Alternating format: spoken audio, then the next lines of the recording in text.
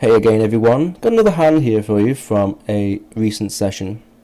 Just going through some hands. I thought this was a spot that a lot of people would possibly find themselves in. And I'm going to show you what I did here.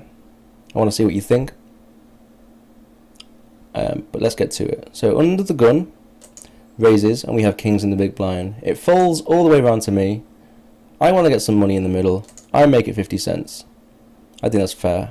I like the sizing. I'm going to go. Flop is 7-10 deuce. So I decide to go for 70 cents. We have a strong hand, and we want to get value from a lot of hands, such as queens, jacks, and nines and eights, things like that.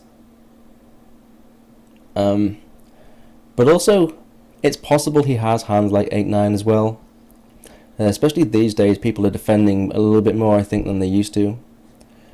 So, with the flush draw being out there as well, being quite a dynamic board. Yes, we have a king blocker, I'm aware, but still, I think this size bet, I think, is fair. I actually like this size bet here. Tell me what you think. But we get a call, and it comes 6 on the turn. I'm ahead of like all the hands I was ahead of on the flop, apart from like. I'm talking about made hands here, like pairs. Ace-10 suited, 9s, 8s, jacks, queens, things like that. We're still ahead of those. I still want to get value. I decide to go for another bet of 175. I think here, I'm not unhappy with the size of my bet. I think we could have gone slightly smaller though. I think maybe 150. What do you think? I think around 150. 175 not so bad. I think this is the maximum that I would go and still leave myself with folding. I remember actually thinking that at the time I was playing it. I was like, well, it's still dynamic board. I mean, I still want to get some value from the hands I want to get value from. And if he just called here, then we would get stacks in on a lot of rivers. Most of them, I suppose. Don't know about most of them. But a lot of rivers we would get stacks in. And what happens here is we face a raise on the turn. And I think I could have bet a little bit smaller, but that's okay. I don't think it's terrible. And I decide to fold. So let's back up. Firstly, I think this is fine for a fold because let's just talk about my line pre-flop. I 3-bet versus an under the gun raise from the big blind. It's always going to be strong for value hands, and we took a line of bet, and then he raises the turn. He has all the sets. Firstly, I don't have the sets.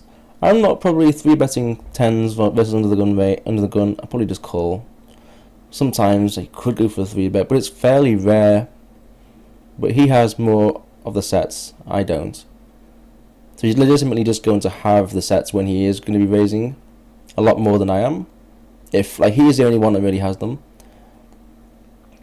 So firstly, his line is amazingly strong after my strong line, if you know what I mean. And could he have a flush draw? It's possible. We do have the king blocker.